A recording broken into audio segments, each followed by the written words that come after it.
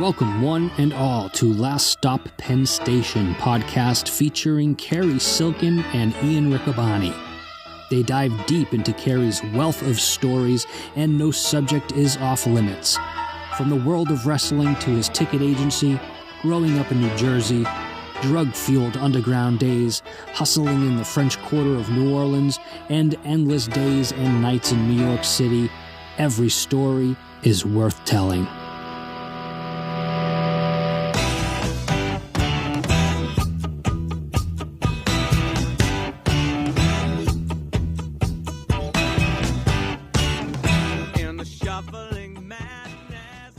Welcome, everyone, to Last Stop Penn Station. Ian Riccaboni, Cary Silkin. Cary, we got a lot of good responses to Rush and the mystery of Rod Stewart. Unfortunately, no updates this week. Well, I'll be holding my breath for that. And we finally got out the Thin Lizzy Phil Lynott story. Yeah. Crazy times. And I was thinking about it. This 40 years ago. Yeah. Where's the time gone? Right. I talked. Boy, that's one of Bushwhacker Luke's lines. You know, I was talking to him this week. I talk to him often. He's a really good guy. And he goes, mate, I've known you for 20 years now. He goes, where did the time go? Same with AJ. I've known AJ for almost 22 years. Yeah. And I've known you now. Yeah, this will be almost 7. It's crazy. Right. It's crazy. So we got to enjoy these moments together. You got to, you see about the Tom Seaver dying. Right. What was the other? It was another big baseball death. Last week. Oh, damn it. Tom Seaver. Someone else, but every time you open the paper, and you guys are young men, the older you get, it's like the people around you are falling off. So that's why we tell these stories on Last Stop Penn Station. I'm a broken record, but these stories need to be told, whether they're about pro wrestling and Ring of Honor, the early days, the people I met along the way, my experience in life, your experiences in life. It's all interesting. And people need to communicate more. We do. And Lou Brock was the name you were searching for. One of the all-time greats. I mean, he had like a 389 average in the playoffs. Incredible. And it was the all-time stolen base leader until Ricky Henderson. Yeah, Lou Brock's the man. Yeah. One of the all-time underrated players, for sure. One of the most studious players. We didn't get to talk about this. He was making spray charts and hit charts and pitch charts on his own before that was a thing. He was studying pitchers and getting ahead of modern scouting. He was also the very first, I just saw this somewhere, he was the very first batter ever in a Major League Baseball game in Canada when the Montreal Expos. Wow. They were playing the Cardinals. He was the leadoff hitter. Yeah, that's amazing. You wanted him up first to get him out on base. Yeah, he hit, walked, and once he was on first, it was almost guaranteed he was on second. He was that good. Right. So, yeah, we tip our hat to Lou Brock and Tom Seaver. I mean, obviously known as a Met. And then I saw him play with the Yankees. He was on the Yankees for a couple years and the White Sox. White Sox, yeah. 75 years old. Almost a Philly. Really? Yeah, almost a Philly. He was illegally signed, and I didn't know the story until he passed away. He was illegally signed by, I think, Atlanta, but it came down to essentially a coin flip between the teams that had the worst records as to who would have the privilege of signing Tom Seaver. And the Mets, all things came up well for the Mets. They signed Tom Seaver, and this was the days before really the big amateur drafts. And they were able to sign him as a free agent. Did he ever pitch a no-hitter? I think so. Yeah, I believe he did. I believe he did with the Reds, of all teams. I was watching, the people will be shutting us off. No. I was watching one of these baseball games, and they're doing, with the pandemic and everything and trying to get in these 60 games. Right. They have these 7-inning games because if there's a rain out or there were some teams that had infections, so to make up a doubleheader, they make the game 7 innings. But which I kind of like this year. It's kind of been a neat wrinkle. It's an interesting year. But Garrett Cole, right, whose I thought his name was Garrett, right, till I saw the spelling. Yeah, Garrett. He had a no-hitter going into the 6th inning, and it was a Yankee broadcast. So the Yankees. The Yankees have a good broadcasting team because they have David Cohn, Paul O'Neill, and this is on TV, and Michael Kay. Sure. So I don't know.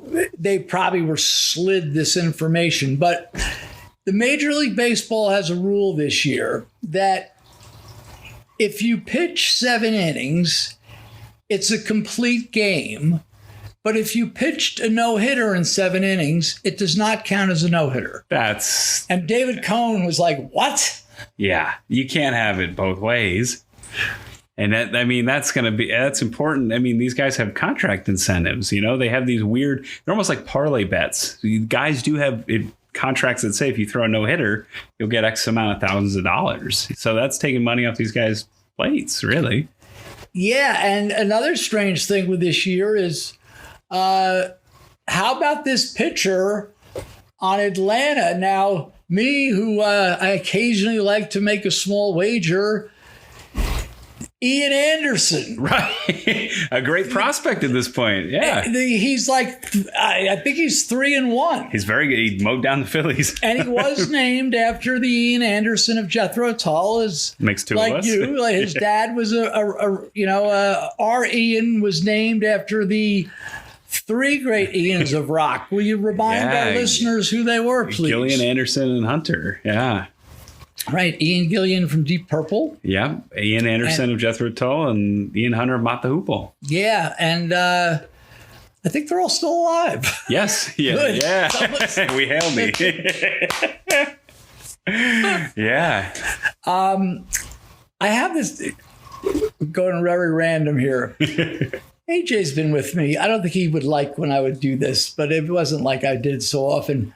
Sometimes we would be in, let's say, Little Italy. We go into that. We talked about that restaurant Angelo's that we loved so much, and it would be a beautiful evening or a summer day or even a fall day. But it was, and we like to smoke a cigar, so I'd be standing on a corner, and you've spent so much time in New York. There's certain times where people are they're not necessarily crossing the street. They're just sort of standing there. So in Little Italy with all these restaurants, and often it's smokers, guy will stop, smoke a cigarette, and he's just standing there. So I came up with this line, I don't know, 15 years ago, as I noticed, I'm an older guy now. You never want to think of yourself as an older guy.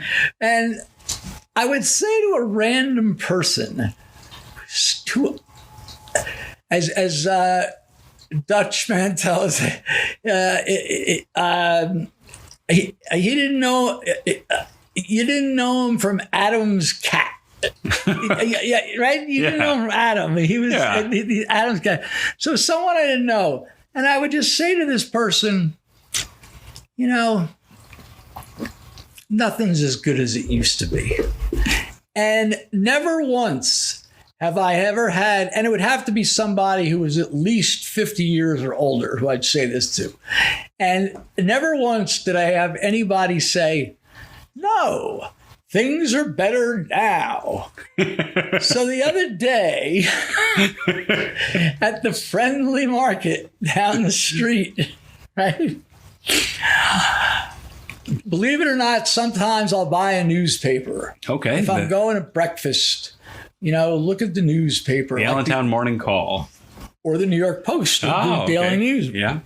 So I was going in there, and I don't know what possessed me to do it, but there's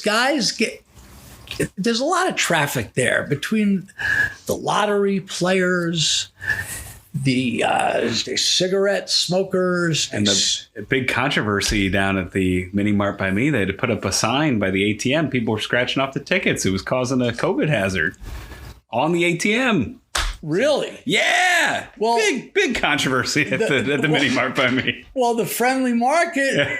Get a load of this. I mentioned, and they have lottery, but it's funny. You have lottery players, and then you have scratch-off players. Oh, they're intense. And it's like I learned from Freddie the Weeper years ago, like in gambling, like Freddie was a horse player. He would have no interest in a slot, if he was a casino, let's say, a slot machine, or let me play some blackjack. Right. He just liked horses, and so they put in these scratching tables in the friendly. So that's so you don't put it on the ATM and block the ATM and block the store. So I'm leaving the friendly market. And there's a guy, I don't know what possessed me, but a guy gets out of his car. It was a black guy, probably my age. I think what caught my attention was he was wearing a Knicks. It was like one of those really authentic type Knicks jerseys. And if you're a Knicks fan, you got to go way back. And he had a face mask with a Knicks. Yeah. So this was a New York guy. And and the Knicks have been so bad. You gotta be of a certain age to root for the Knicks at this point in this So area. Maybe it was that I knew this guy had New York roots. And I come out the door, and he's coming out of his car, and my brain just clicked. And I said to the guy, man, nothing's as good as it used to be. Now, you would think he might say, huh? Right. Well, who are you talking to? Like, right. What? But you know what he said? What? Don't even tell it. Don't even bring it up, my man. Oh. So once again, nothing's as good as it used to be. Wow. You even know that. There are times, you pine for different things. I'm into these, I'm going through my stuff in my basement. I think I told you I'm getting new floors, and right. we're going to redo the basement, and, we're working on it. I'm going through all these old boxes, and I'm finding my old wrestling action figures, some of which are now worth considerable money, and these wrestling cards. And I got nostalgic, and I'm getting these 1955 Parkhurst cards from Canada, and it's a beautiful set. It's beautiful, and it's really cheap right now. And it's not, the cards they make now, they can be glossy and shiny, and they're not as good as these hand-drawn, pieces of art. And you're right. Nothing is as good as it used to be. It's really just a general. Now, 19, we have younger people that listen to this. It's like, well, why are they saying that? Things are great now. I mean, look at these. One of my friends, the kid Eric, who helps us with the podcast, is telling me about, and I believe you're a video game guy too. I am, yeah. That, this particular video game, it's Cary. It's like, it's like you're in the real. You're in the real world. It's so realistic, and the graphics and blah, blah, blah, blah. So someone who's in that world might say, well, yeah, things are better now because of that. Right. But my reference is that just in life, for me, at my age, and the older you get, you always, I think one of the reasons things that people my age feel this way is they're not as good as they used to be. The number one reason is because we're not young anymore. Right. Things hurt a little more. Right. Things, yeah. But there was just a sense of things being freer and less problems in the world. Not as, I've never seen a period of time as we're living in now with the just divisive Is that the am I using the word? I would say divisive. And we're pulling off a lot of Band-Aids at the same time, though, I think. I think we're trying to, at least we're starting to try and fix some problems. I think it's a lot like pouring peroxide into a cut right now, where it hurts and it bubbles. And yeah, there's a lot of things that maybe they was good for some of us because we kind of avoided it for a while, but right. We're hearing some uncomfortable truths at this point. Yeah, a lot of things were buried under the rug. So yeah, but as far as Last Stop Penn Station, it's better than ever. Better than ever. Everything's. This is the only thing that's better than ever. And my marriage. We're coming up on 8 years. I believe this week will be the Mazel Tov. Thank you. One of the few happily married men I know. Yeah. Sarah's amazing. Our producer, AJ, also. Sarah's amazing. She's a nice girl. She is a great mom, amazing wife, and very understanding with these Ring of Honor trips. Ring of Honor is better than it's ever been. Talk about things. Yeah. Finley versus Romero, and man, that match, and then Delirious versus Matt Seidel. Talk about things not being as good as they used to be. 16 years from their first match, it looked like they look like they're spry rookies in there facing one another, and that was a great match that we saw this week. And what's coming up this week? I think this week, off the top of my head, I think we're going to see Fred Yehi and Silas Young, and I think we're going to see PJ Black and Tony Deppen. But you're going to want to check Ring of Honor at Ring of Honor Twitter and Instagram for that. And don't forget the Monday night watch parties. Yeah, those will continue. Log on to Twitter, #ROHPure. You can chat with all your favorite Ring of Honor stars, myself and Cary included. And we'll answer questions. We'll talk about the episode with you. They've been really successful these first 2 weeks. And we're getting in the home stretch of this first round. There's going to be only 8 folks left in the quarterfinals. And we might have seen the winner in round number 1, though. Jonathan Gresham and Jay Lethal, both looking phenomenal. I don't know who wins, but I'd be very surprised just because he's so damn good. If Jay Lethal, he's certainly not too old. No. He's probably one of the best wrestlers in the world. Prime of his career. So that's my pick. And we'll see what's happening. But yeah, Ring of Honor's putting out some good stuff.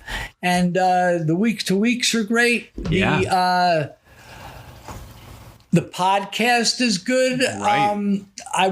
I failed to mention, I heard a good interview with who was on Rocky and with Silas. Rocky, thank you. Yeah. With Rocky Romero, and I was listening to him last week, and talk about time flying. Yeah. He made his Ring of Honor debut in 2004. Right. And I think he was 20 or 21. Yes. And Kevin Eck does a really good job with everybody. But Rocky was saying, I'm not as young as I used to be. Right. And I still look at him as a young guy. But what a career he's had. And he made it for himself. And he's not even 40. That's the crazy part. He's been everywhere in the world, trained by Antonio Inoki. I didn't know that. Yeah, he's one of the last people ever trained by Inoki. He comes up with Bryan Danielson and Ricky Reyes, part of that group. And works for New Japan in their office. Yeah, he's just an incredible wrestler. He's a great coach. He's a great leader. He and I, fun story that not a lot of people know, went to the Houston NASA Museum together. Oh. And we had some astronaut ice cream. And we had a good time there in 2019, and real big, very well read. You talk to him about anything. He knows a little bit about everything. Just one of my favorite guys in the locker room. Well, I hope we see more of him. Me too. Me too. And hope I didn't hurt his feelings when I picked his opponent, David Finlay, to progress in the tournament. He'll tie you in knots. Oh, God. Either of them will. I know. It's just everybody in the tournament will. That's why I did one elbow drop and called it quits. Well, we on our last episode, we ended with the Phil Lynott story, the Rush story and the Phil Lynott story. and following that, I had mentioned that the driver, Whitey, gave me this list of names. And amongst the names, I think Whitey wasn't from Canada. He was from Michigan. So he knew the Bob Seger people. Sure, big Detroit group. They almost sold out the Silver Dome, but couldn't draw 500 people 100 miles away. That's the famous Bob Seger story. That's how big they were in Detroit at the time. Yeah, and our producer is probably going to roll his eyes when I say this, but I was sitting in the backyard on one of the nice days last week, and I had my iTunes thing, and I normally, even for myself, wouldn't play this, but I put on the Against the Wind album. Okay. And the songs that are on the album, naturally Against the Wind, but I want to take a quick look here. Sorry for the... No problem. While you're doing that, Bob Seger, even for my generation, we had a lot of big radio hits. Fire Down Below was played a lot on the radio when I was growing up. Obviously, old time rock and roll. Get Out of Denver, Kathmandu. Well, on this one album, you have this song. It considered a sort of corny, but probably used at many a wedding. One Day Lady, You'll Accompany Me. Yeah. The Horizontal Bop, which might be used at some bachelor parties and weddings.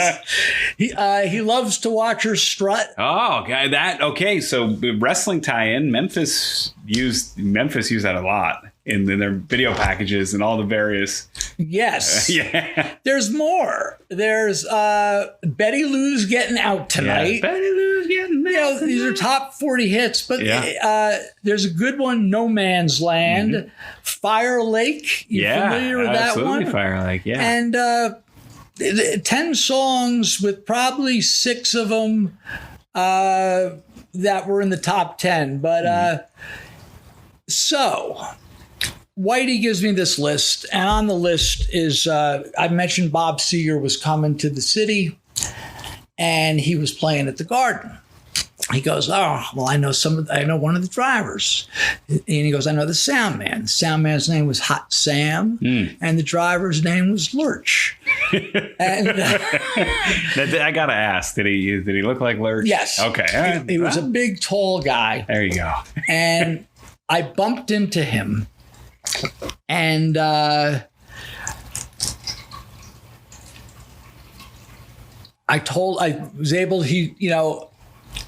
was able to use Whitey's name. Not that if I didn't know Whitey, after I told him what I was offering, he probably would have welcomed me anyway. But it was a good, hey, excuse me. I didn't know it was Lurch himself. I said, excuse me. I'm a friend of Whitey, the driver from Rush. I said, do you know Hot Sam or a guy named Lurch? He goes, I am a guy named Lurch. So he hooked me up. I think they were at the Garden 2 nights, and they were not staying at the Pennsylvania Hotel, but there's a hotel on 31st Street on the corner. It's gone under a million different names. It's a really nice place. I forget what name it was under. But what happened was they had a date at the Garden, and they had a day off. And he said, why don't you come around tomorrow to the hotel? He bought some stuff because he goes, everyone's getting paid tonight. And come tomorrow during the day, and I'll hook you up with some tickets for the show, the following one. So I did, and he gave me his room number to call me at such a time. So naturally, I chased him down, and they had an interesting thing they did. And here we go again. Here's our disclaimer. Just say no to drugs. Drugs are bad. A little marijuana once in a while, okay, a drink, whatever. But these hard drugs are not cool. But this was the life I was leading back then. So I find Lurch, and he says, "Hey, you got some stuff, right?" I go, "Yeah." He goes, "Well, these guys want to play cards." I'm like, "Huh?" Well, they had a thing called a card game. And what it was rather than someone going in their wallet and, like, let's say there was 10 roadies, and the Coke was $100 a gram. Rather than them going in their wallet for $100, it was much less painful for 10 of them to throw in $10 a piece. Oh. And take the Coke and split it, make 10 big lines. Oh, jeez. Right. So I was at this card game. The card with game. These guys, which lasted from approximately 4 p.m. until about 2 a.m. Holy shit. And in theory, they could have just, but there was some camaraderie to it. Yeah. And I got to meet all these guys, none of the band. Yeah. But I was there for hours. And eventually, just like whether you're in the photography business or the graphic business, whether you're in the wrestling business or you're a teacher, or if you're a teacher and you're with other teachers, you talk shop. Sure. Right? AJ goes to one of these graphic arts type conventions or some kind of seminar. Right. You like talking shop. So these guys are all talking shop. So I'm just listening. The only one I really wanted to talk to was the lighting guy. I mean, they were all very nice, but the one, because I had done the lights with these different bands, and I had this was after I had worked with the Chuck Heffler doing the Broadway show. Yeah. And did you see it as a way to get back on the straight and narrow, or? Well, if I would have had my shit together between the Rush people and the Bob Seger people, who I got to know a little bit too, because there's a few stories with them, I probably could have got, on a bottom level, all these guys, just as a roadie. See, if there were unions too, but no one's just automatically, you got to just go through it. And if I would have had my shit together, maybe I could have started roadieing on a smaller level. Maybe I could have eventually, done lights which I would have loved to do lights for Bob Seger or whoever. It'd be incredible. So I was jiving, but listening to the conversations, they're talking about the guys in the band. Oh, this guy's, they don't like this guy, and the drummer this, and the other guy good. Well, what I overheard was, or I actually was told, they gave me tickets. They said, "How many tickets do you need?" You bring it. I said, "Well, I was going to bring I said, can I get 4 tickets?" Like, sure. So they give me, they don't have the tickets. Tickets will be free at the window. And this is for the next night. And I'll leave some passes, right? So within the conversation, I think it might have been Lurch who hooked me up. It might have been this Hot Sam guy who was the sound man, who he's a longtime Michigan guy. I have a friend named Matt Lee, who I met in New York City We talk almost every day. Sometimes AJ's here when Matt calls. And Matt was a musician, a club musician, the same time. He's my age, same time I was. He was a guitar player. Mm-hmm. And never broke out of the club scene. But Hot Sam, who was the sound man and still is the sound man for Bob Seger. Wow. Used to, Matt said to me the other night when I was mentioning I'm going to talk about the Seger thing, he goes, you imagine that Hot Sam used to schlep around. My friend Matt Lee's band was called The Suspects. Used to schlep around with us for $40 a night all through Michigan and Iowa and all these places. But anyway, I was told that they keep Bob Seger on a leash. And that because Seger had a hankering for the white powder. Oh, okay. And that he told me, look, if you're backstage and, don't with, he'd be like, like, they literally like had a guy next to him, and so Hot Sam tells me, yeah, sometimes after a show, we're packing up and all of a sudden the show's over and they're loading the trucks. The lighting rigs are coming down. People are gone. People are gone. And all of a sudden, Lurch says, Bob Seger comes running up to the truck and he's like, Lurch, he goes, you got, and, they would know that, yeah. Right. But, I never got to meet any of them.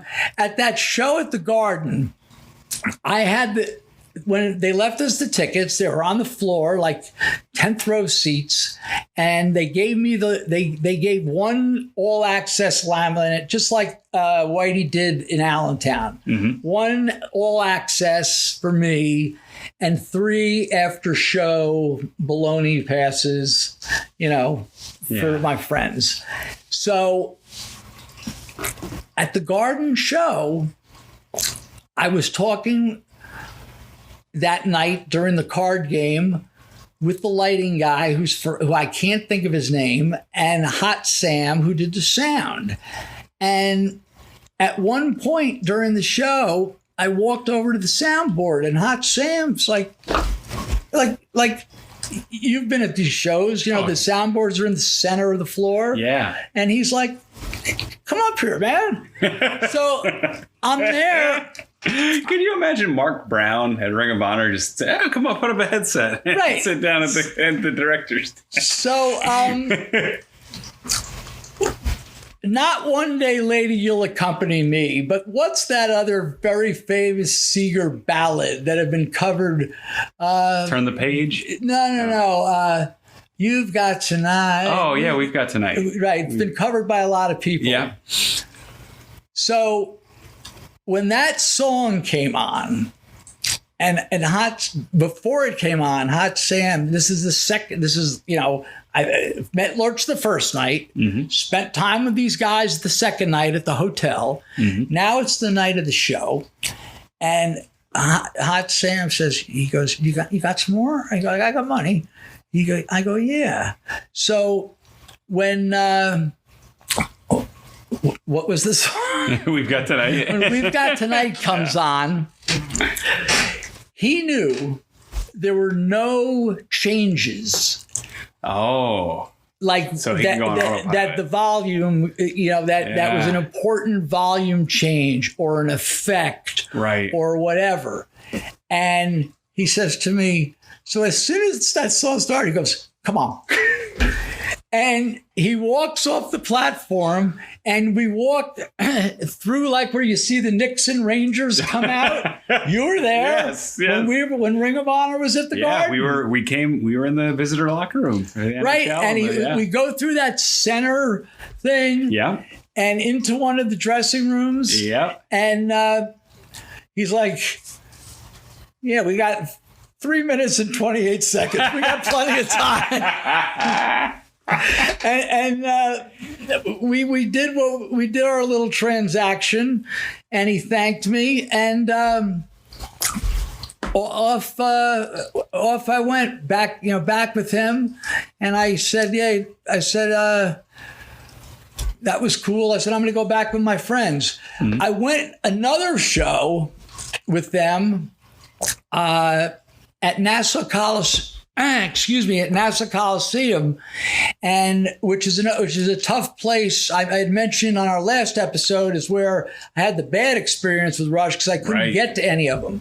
But this time, they knew I was coming. Gotcha. So at the top of that ramp, and we've been in buildings with Ring of Honor, obviously the Garden. And New Orleans. Right. New Orleans is a big ramp like that. Where he told the guard that he gave him my name, or there was a certain time, and I was at Nassau Coliseum, and I never once saw Bob Seger back. They had that leash on him, and those are good friends though, because he might have.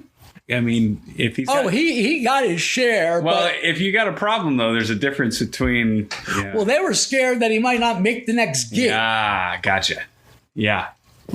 So that was my experience with Bob Seger, and I know he's considered middle of the road, and I might have a problem getting AJ to go to a Bob Seger show, but they're really good. Yeah, I mean that's a group my dad really liked, and he had his big comeback kind of as I was growing up, as I was very young. He lost his voice like my man Ian Anderson did, but a lot of times I saw him about 5 years ago.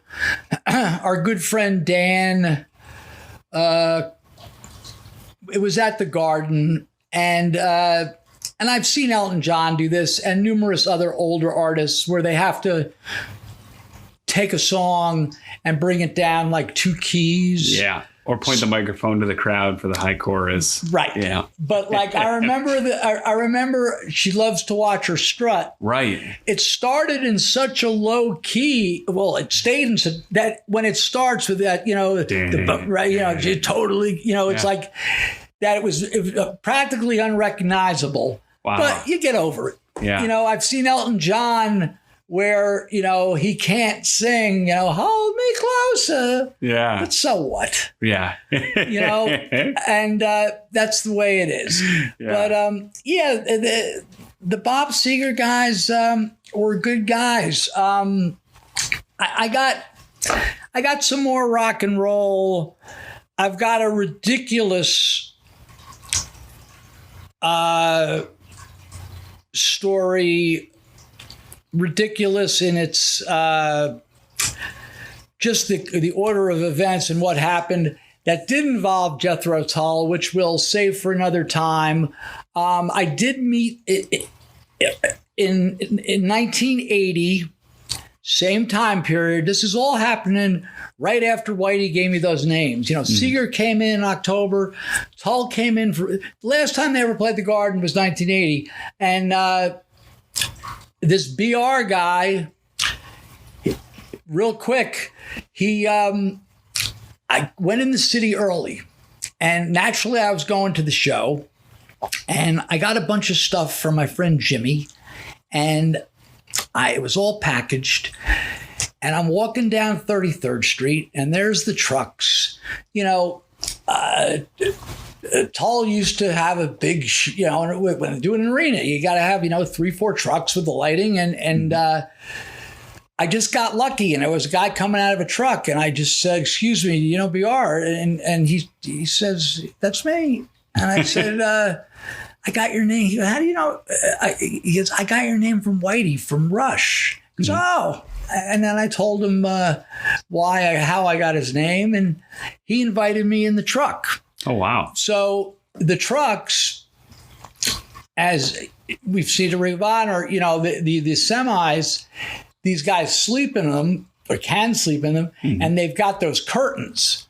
So a lot of times with these rock and roll bands, the truck drivers, if the Tull show is over at 10:45 and the loadout ends around, let's just say 12:30 or 1 a.m., they're on the road. Let's say the next show is Buffalo. Right. So they got to go. And so a lot of times they're sleeping during the day. Mm-hmm. So I hit them at the right time. They might have had a day off before, but I hit him and he had money and he was a really nice dude. I met some guys that weren't, well, we mentioned, Phil Lynott wasn't very nice. John Belushi wasn't very nice. But mostly, so he says to me, and I go, are you Tull? I go, I'm a huge Tull fan. I go, blah, blah, blah, blah. And he goes, I'm really not. He goes, but they're great. He goes, it's just not my thing. He goes, I love the Dead. I love the Allman Brothers. I'm like, he goes, yeah, they're a great band. But, I'm sick of hearing that goddamn flute. So he says, and he says to me, and he goes, the guy is such a prick. Talking about Ian. Oh, okay. And I'm like, really? He goes, yeah, he's just not the nicest guy. I go, well, how much interaction do you have with him? The guy goes, I don't have any with him, but I just see the way he interacts or his lack of interaction. So the point of what happened this day was he buys some stuff and he says to me, hey, look, all the guys are in, he's talking about the road crew. Mm-hmm. I'm like, oh, do the guys from Tull party? He goes, no, it's like a morgue back there.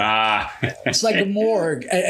The opening act of that tour is, you're never going to have heard of this band. Fairpoint Convention. No. Oh. Honeymoon Suite. Yes. Really? Yeah. Didn't they do Feel It Again? Maybe. Feel It Again. They were a one hit. Yeah. They were kind of hair metal before hair metal. Yeah. Honeymoon Suite.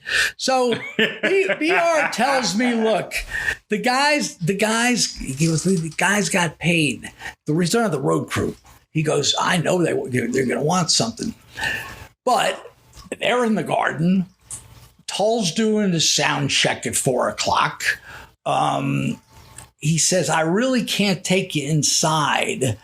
The tour manager, the stage manager, this guy, Kenny Wiley, he goes, as much as the road crew likes to party, this guy, he don't like to see any drugs. Okay. So I'm like, all right.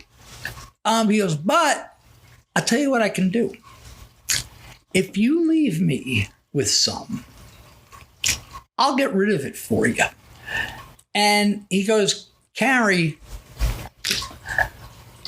their show ends like, he goes, you could bet your life that at 10:47. Yeah.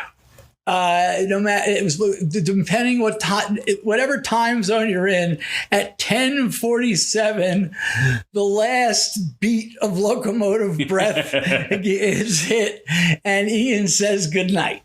Every night, that's it. It ain't going to be 10:48. It ain't going to be 10:46. Wow. He says, but the point is, he says, so the trucks don't start backing in until like 11. He goes, but I'll tell you what. If you leave me some stuff, sound check's going to be an hour. I'll see all those guys like 5:00. Why don't you just meet me right here at the truck about 7:00? He goes, you're going to the show, right? I go, yeah, I'm going to the show. So here's the question. Do I leave him, just like Danny, our friend Danny, with John Belushi. Right. And he says, look, I'm not going anywhere. He didn't have to sell. He didn't try to oversell himself. And I'm like, it's fine. It's fine. So I left him, and it was all packaged. And I said, look, he already had spent like $200. I go, here. I gave him another bag. This is for you. Just meet me. He goes, look, I'll either meet you with the money or the stuff. Mm-hmm. Right? So 7:00. Now I'm with my friends. We're at the old Blarney Stone on the 34th between 7th and 8th. There's plenty of Blarney. I think there's one Blarney Stone left in the city, and it's near the Hammerstein. It's on the Remember the bar Greg H. used to have his parties at? Mm-hmm. Well, if you continue down 8th Avenue between 31st and 30th, there's a Blarney Stone. They used to be abundant. There was like a dozen of them. Yeah. With the steam table, with the corned beef and pastrami, and a real shot and beer joint. And this Blarney Stone was right across from the post office. They did a lot of business. Why am I talking about the Blarney Stone so much? I lost track. We were talking about the bus driver Lurch, giving him the stuff. You'll meet him. Oh yeah. Oh yes. I'm sorry. No. We were at the Blarney Stone on 34th. That was the point. A number. They were abundant. There was one on 31st and 8th. There was one on 34th. Which is all pretty close to one another. If you're not familiar with New York City, yeah, they're all right there. And there's one on 3rd Avenue. There's one. They're all over the city. Mm-hmm. You knew you could go in there and get a kick-ass corned beef sandwich as good as you would get at the Carnegie Deli for 1/4 of the price. And beers were, not New York prices. And it was good. And I have a really good Blarney rock story, which was that's another competitor. It was a competitor. Anyway, so we're at the Blarney Stone. I was a little nervous, and it's like 6:45, and I tell one of my friends, I got to go meet this guy. Jesus Christ, I hope he's there. And there was no point me bringing anyone with me. Mm-hmm. So I cut across. There's those like, I don't know if it's still set up this way, but there was like between 34th and 33rd Street, you didn't have to go to the corners. That's a long block. Right. There were these cut across kind of passovers or just almost like it wasn't a tunnel, but it was like. It's kind of where the players, you're talking about where the players used to come in for the Knicks and the yes, Rangers? Yes. Yeah, it's kind of like the parking lot, but it's a tunnel. And yes. It's kind of, okay, yep. Yes. So I cut across. And the trucks are still there, but I'm coming from the back, and I walk around, and there's BR just standing outside the truck. It's like 2 minutes to 7, and I'm like, "Hey, man!" He's like, "Oh, hey, Cary." Yeah, he goes, "Come on, you get in," and he had all the money. Wow, he had all the money, and I gave him an extra thing, and that was really cool.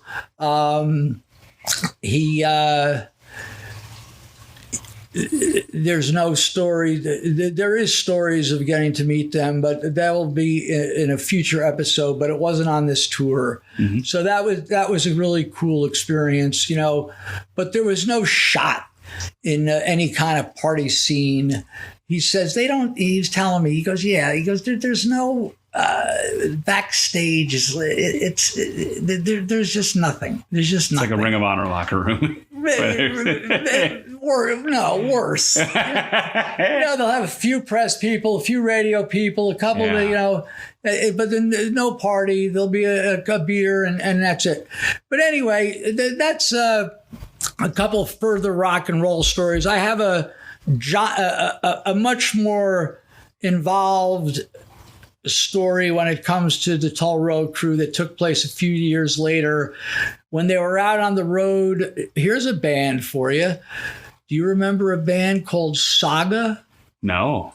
I bet you know 2 songs. Really? They had 2 in the beginning of MTV. They had a song called Tonight I'm on the Loose. Oh, yeah. And a song called Wind 'Em Up.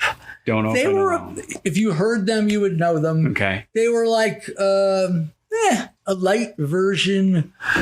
Put Yes and Crosby, Stills and Nash together. Oh. They were okay. Yeah. And but we'll get to that story another time. But I had this other story that I wanted to tell. It don't, by the way, props to my cousin Mike G. He's been working on the Last Stop Penn Station memoirs.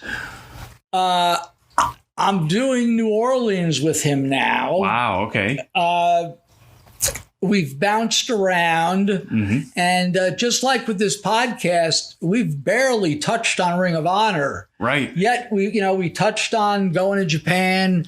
We touched on, going to England. We talked about Madison Square Garden, but we have so much stuff in between that wrestling fans we're going to be getting to. We keep dangling that Ric Flair carrot, don't we?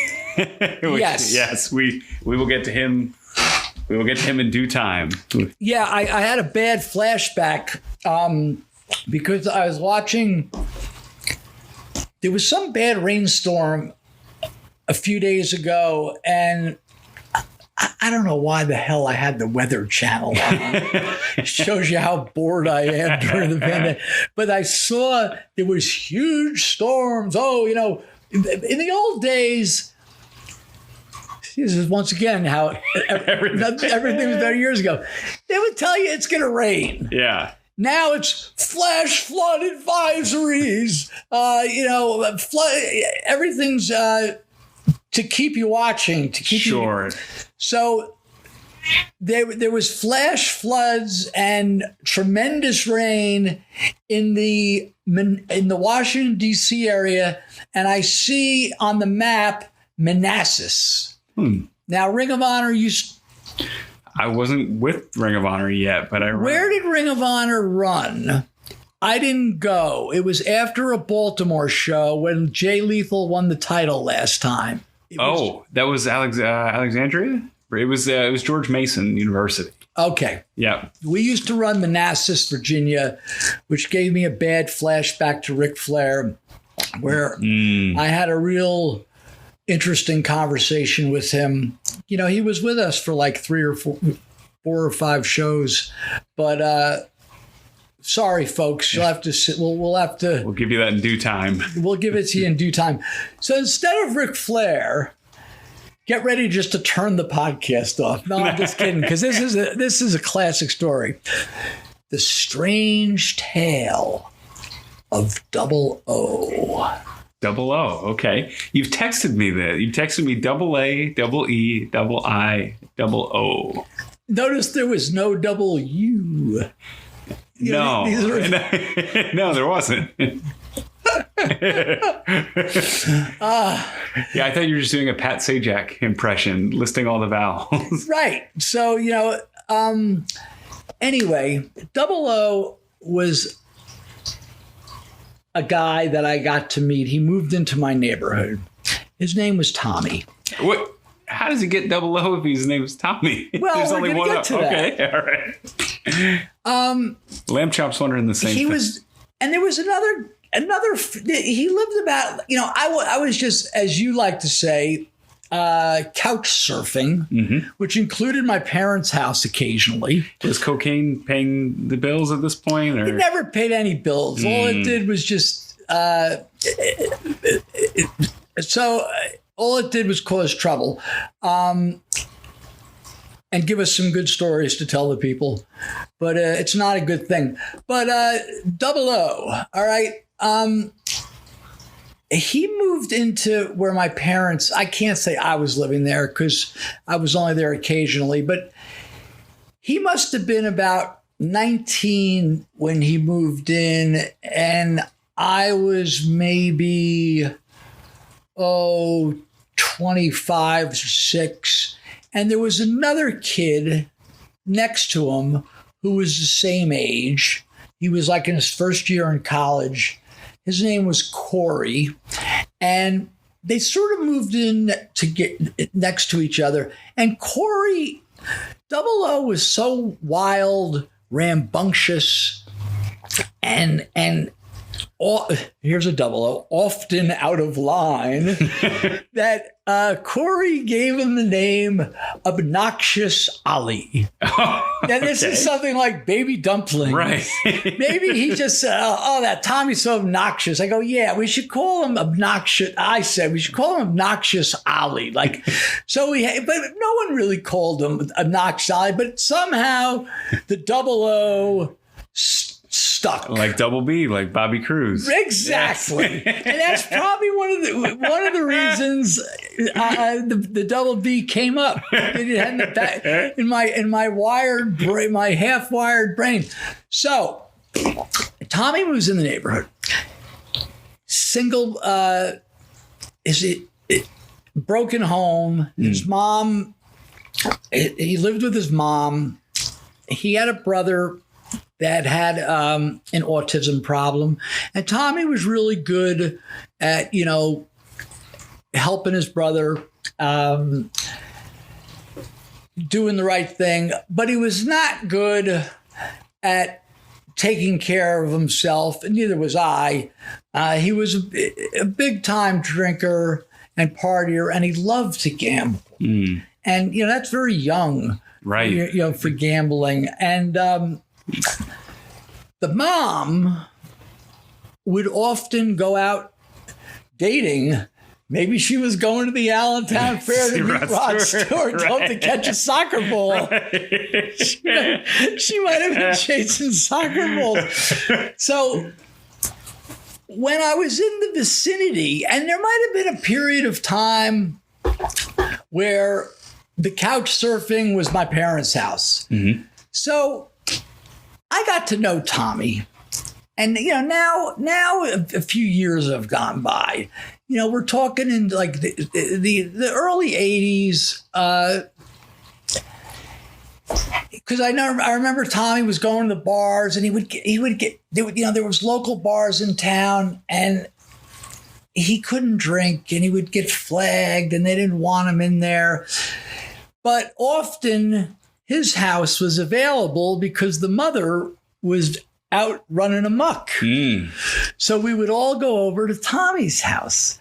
It just happened to be that the neighborhood at that time, there was between the friends of friends, and there was probably 5 or 6 kids from the neighborhood who all quote unquote partied, and then their friends. So there was one time, the guy that lived across the street from Tommy, who I knew my whole life. This guy, Mike Dow, he was a Cranford cop. But this is back when they didn't test cops for smoking weed or drinking. Who knows if they even do it now, but they say they do. But we're all sitting around the dining room table, drinking and smoking. And suddenly Mike Dow, out of nowhere, goes, "Double A." And it might have been that kid, Corey, goes, "Double E." Someone else goes, "Double I." And then the whole table at once. It was like a synergistic reaction. "Double O!" And they holding,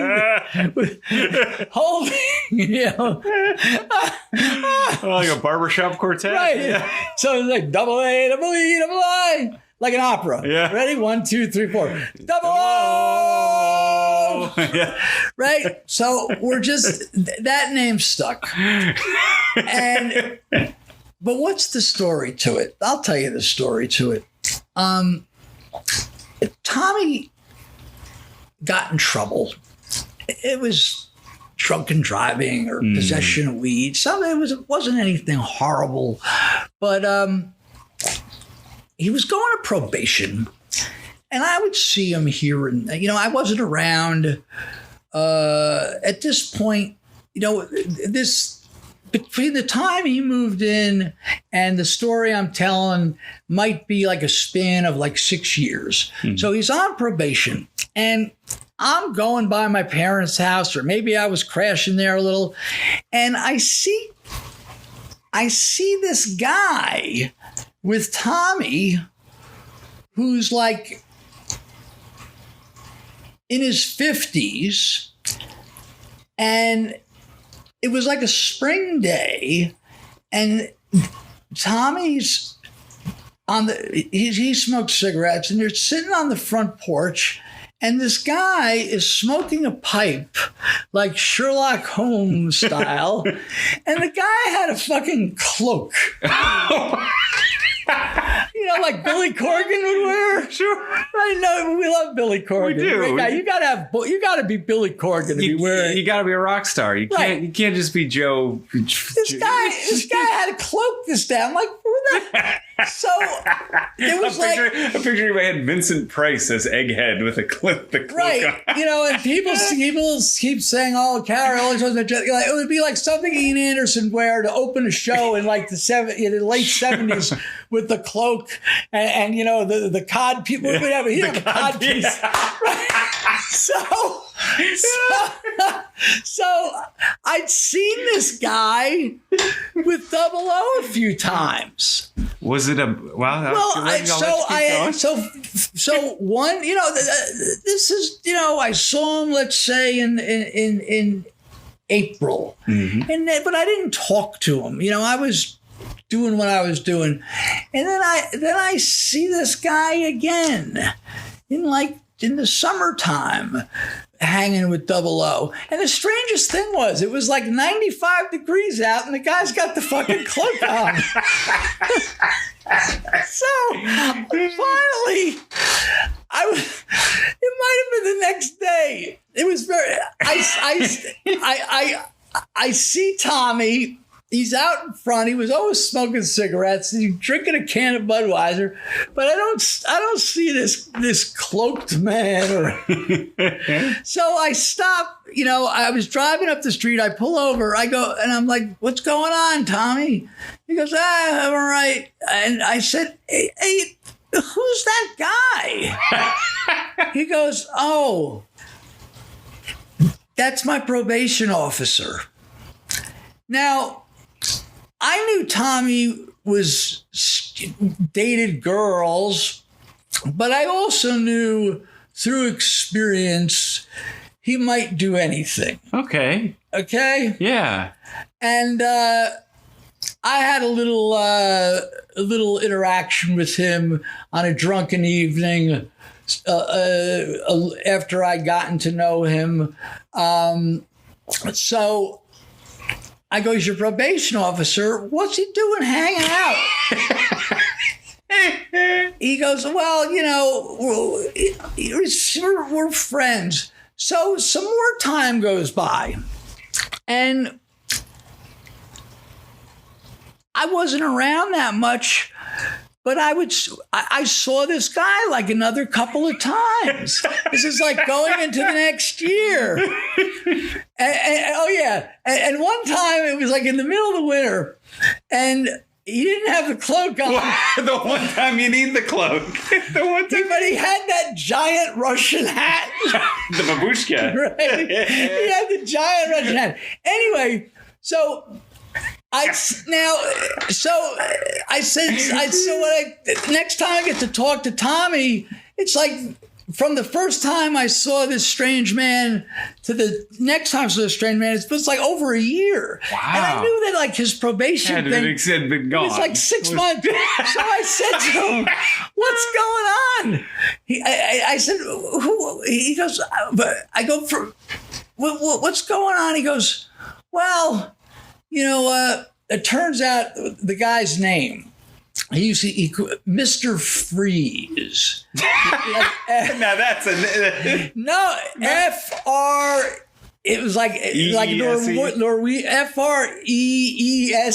Like David Freese, the baseball Freeze. player. Yeah. Well, I'm paying top dollar here if you could guess what his first name was.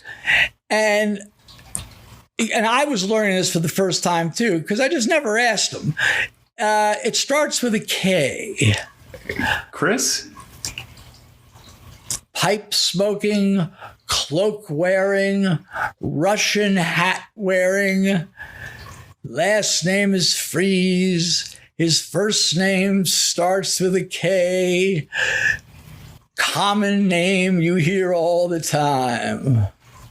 Cary? No. Oh, geez. I'll give you a hint. Yeah.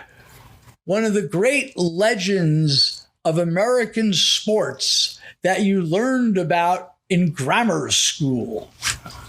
Possibly. Geez, Jim Thorpe.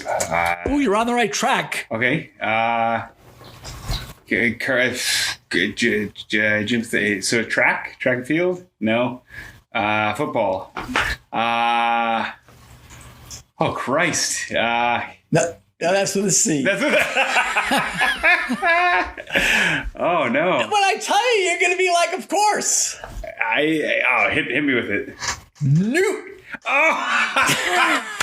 Now, for the folks out there, Knute Rockney. Win one for the giver. Yeah. Well, there's someone. Do you know who that is, AJ? There's Knute Rockney Hall in Allentown, even. Really? Allentown Central Catholic. That's the name of their. Well, he must have had some prestige. Yeah. Well, their basketball arena that I played there was named after Knute Rockney. Yeah, Knute Rockney was one of the great early football players. I think he did something else. He was a great coach of Americana. Right. Well, so Freeze's name was Knute Freeze. So we established this. So hey, wait, I gotta call you out. Common name. Whose name is Knute?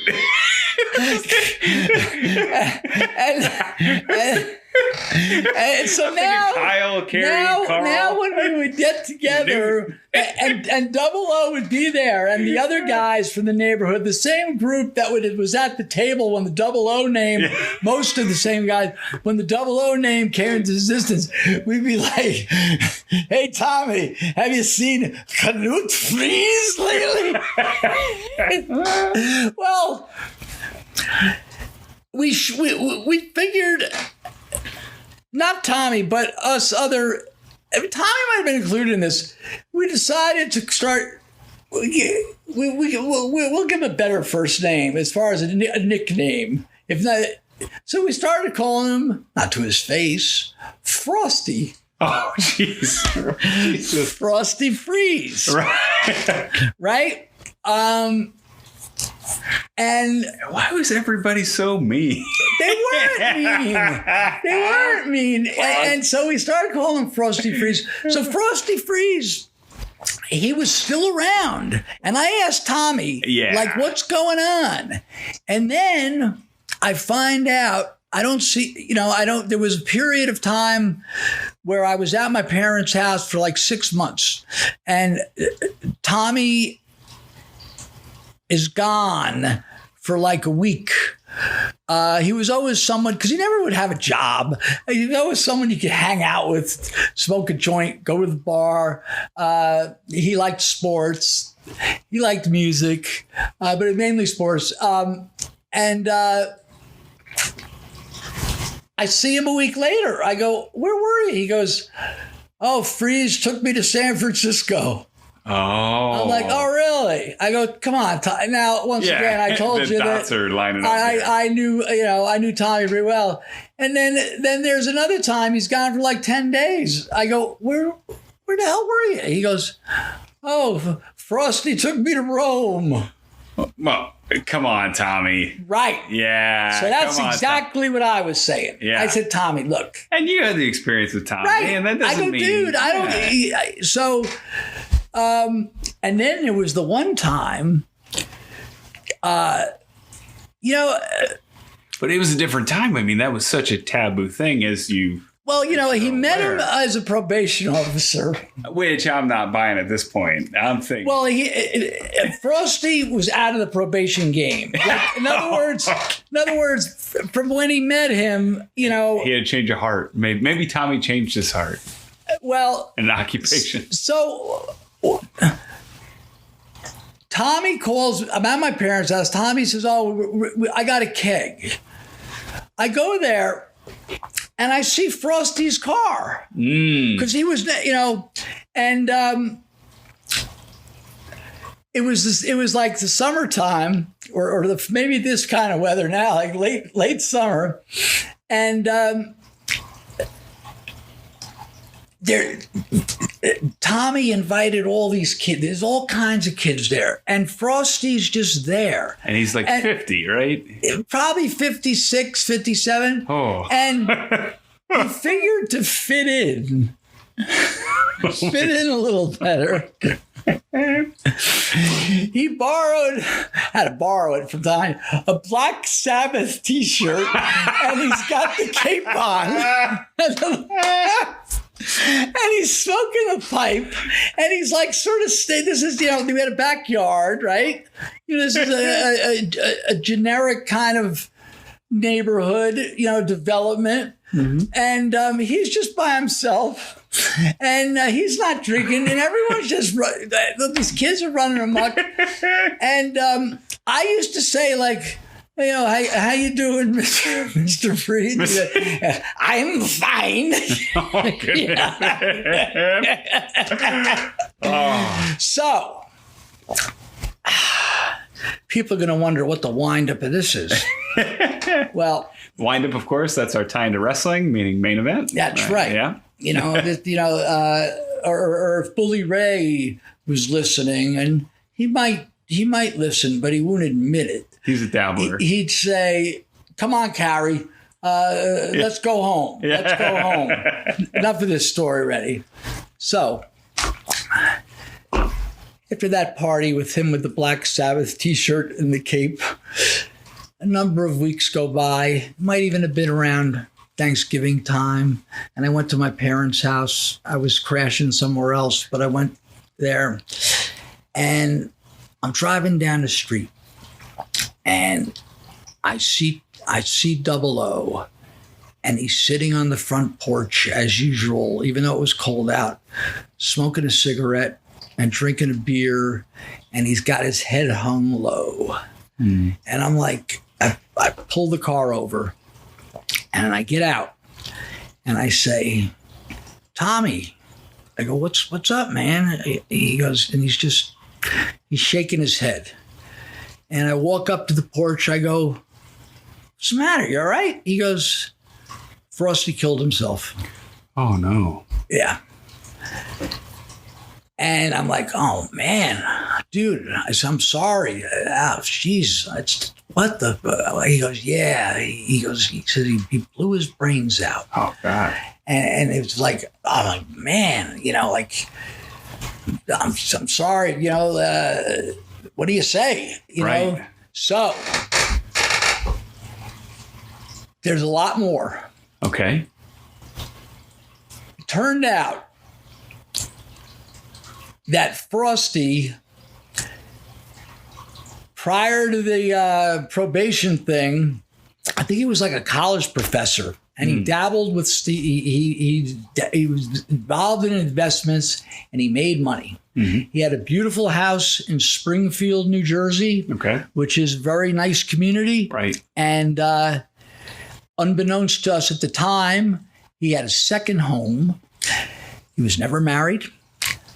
And, well, a month or two go by, and I wasn't even thinking about any of this, but I see Tommy. Or I don't see Tommy. How did he get hold of me? I think he called my parents and he left a message. Mm-hmm. And so I called him, and he goes, "Hey, let's go get some Coke." I'm like, "Huh?" I go, "Well, yeah." He goes, "Just come over." So I go over to his house, and he says, "Do you know where we could get an ounce?" It's like a lot. It was like, at the time, it was like $2,000. Oh my God. I go, yeah. I go, yeah, but I go, "You got the money?" He goes, "I got to tell you what happened." This is Tommy talking to me. Mm-hmm. When Frosty's will was what's the word? Decree. What do they call it when you? Oh geez. Yeah, they decree. Yeah, when they. Yeah. Well, he had two sisters, and they contested this, but Frosty left the paid-off house in Springfield, the second home that I think was down the Jersey Shore, and a cool $575,000 in annuities, all to 00. Holy crap. All to 00. Wow. The sisters contested this legally.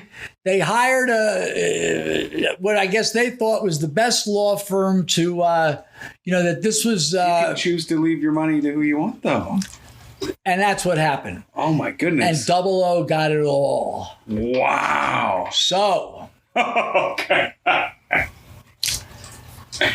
Wow. I'm like, holy shit. I go, Tommy. He goes, yeah. And I remember we went and got a bunch of coke, and his mother was around. I didn't have a place at the time. And he's like, come on, we'll go over to. So we'll go over to my other house. Now, here's the thing. Wow. Frosty, the poor man, committed suicide, and he committed suicide in the house in Springfield, in the basement. And and this is the kind of details I didn't need to hear. Sorry to some of our listeners, but it's all part of the story. And he did it so calculated, and that Tommy told me all this. He saw the police reports because he had to be in court for Yeah. He went in the basement and he wrapped his head in towels and he put a gun in his mouth, hog's dick.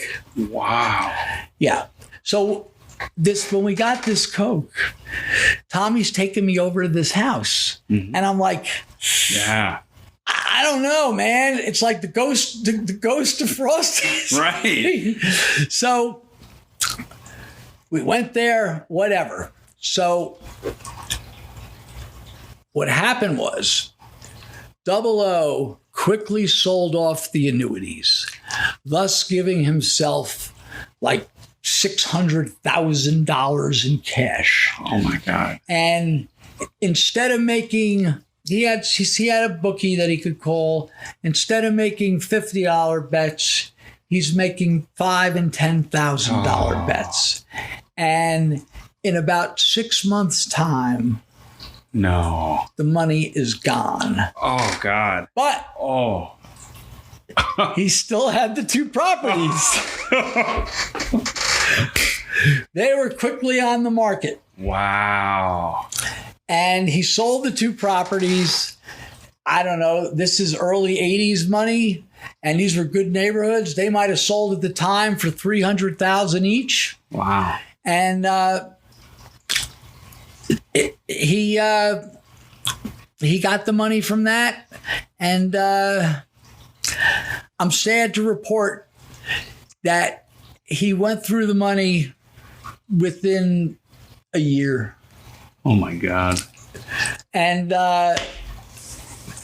boy, you want to send the people home happy. Yeah. But you just can't with this story. Oh no. But it's the strange tale of 00. Before the money was gone, he met a girl and he got married. Huh. And it slowed him down a little. Yeah. And I didn't see him once in a while. I talk to him, and I get a call from his wife that 00 died in a he was drunk. Oh. Yeah, drunken driving. Oh. And that was it. And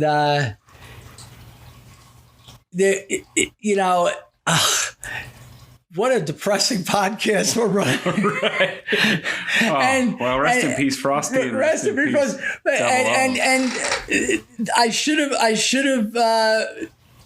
well, it's going to come in. It's going to come in as a good ending.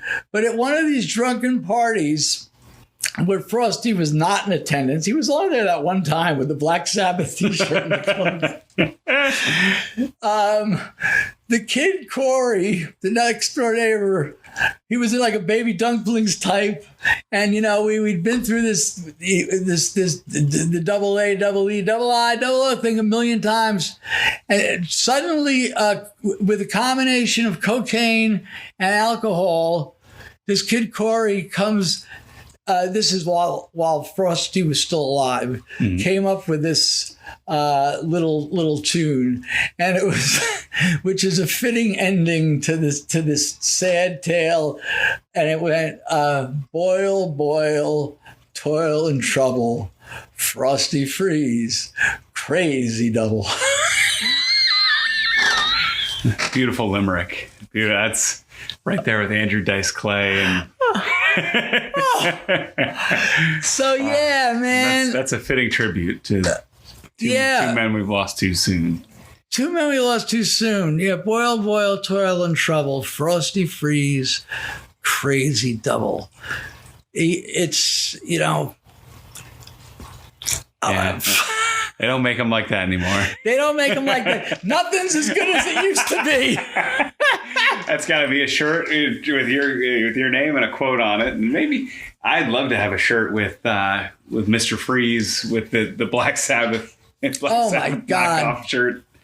And the thing was, Tommy never fessed up. I think it was pretty obvious what was going on, especially with.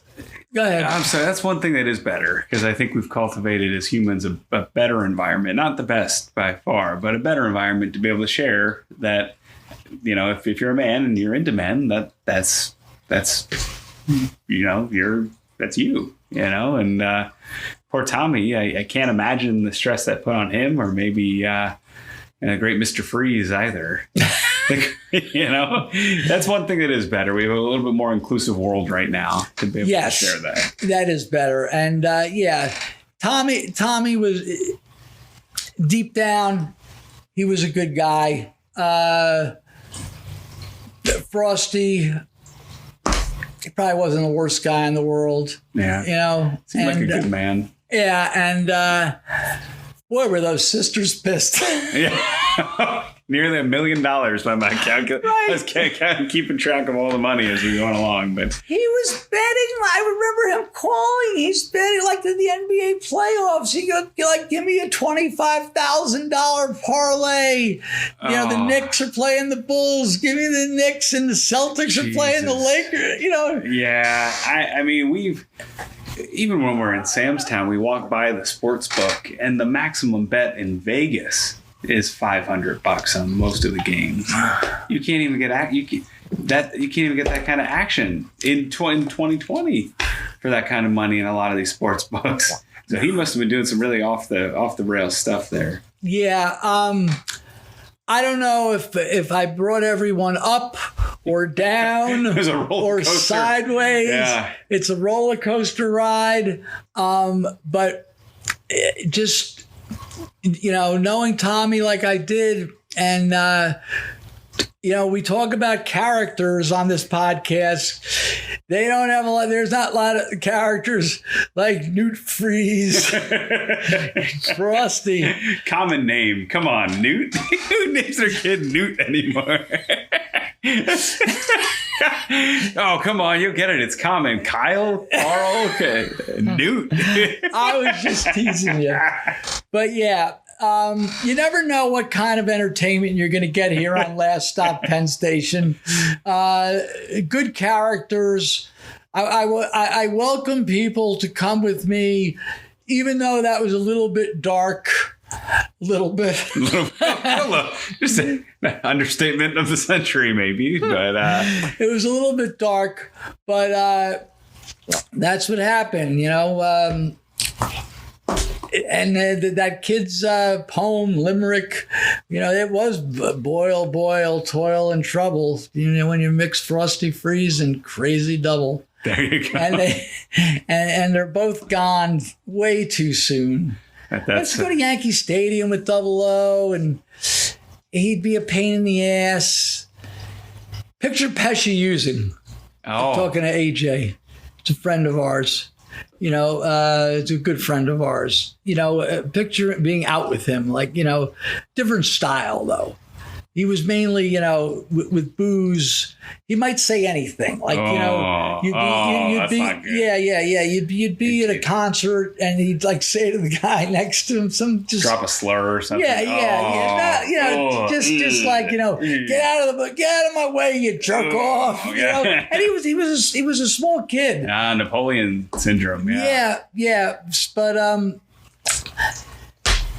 But that's our episode of Last Stop Penn Station. A little Bob Seger, a little Frosty Freeze, a little Double O. There you go. The big three. Bob Seger, Double O, and Knute Freeze. So it's been a fun journey this week, and I'm glad we got to celebrate two folks that were important in your life, and keeping the memories. I don't know if you've ever seen the movie Coco. It's a great Disney movie. No, tell me about it. Coco is a movie that's based on the premise that if you don't speak about somebody or if you don't have pictures, their memories disappear.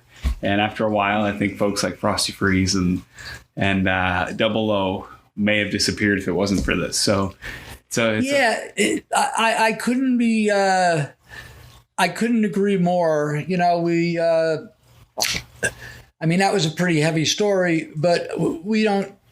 On this podcast, we don't get into things, about religion, or we could, but or thoughts on what happens when you pass away. But my feelings always been, is for me, that when you pass away, if you did some decent things, if you did a few things that people, for people, or the people are going to remember you by because of the goodness, as opposed to someone who just never did anything nice.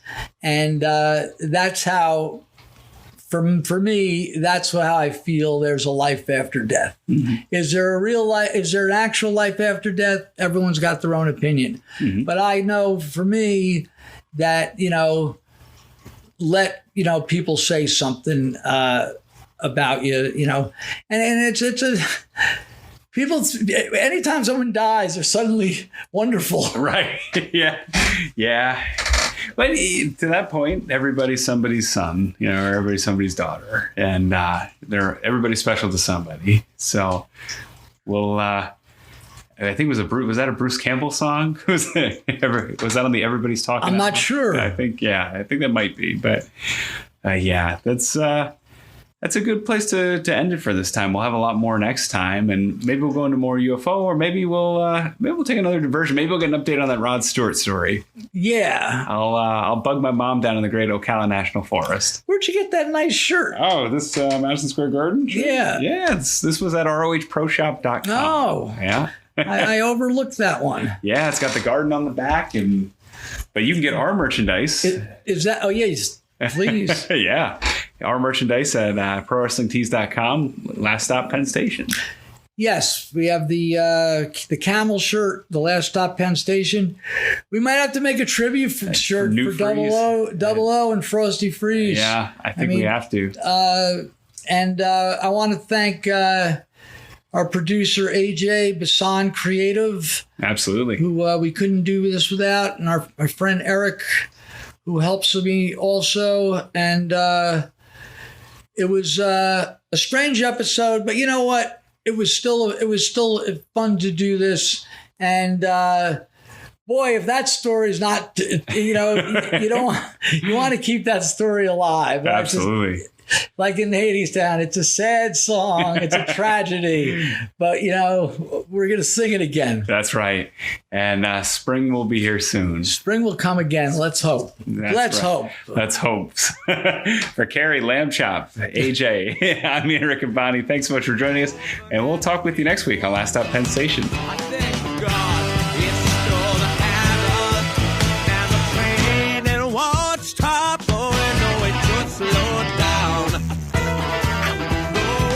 hail you for listening to Last Stop Penn Station podcast. rate, review, like, subscribe, and share on your favorite platform. Connect with us on Facebook, Instagram, and Twitter, or at laststoppennstation.com.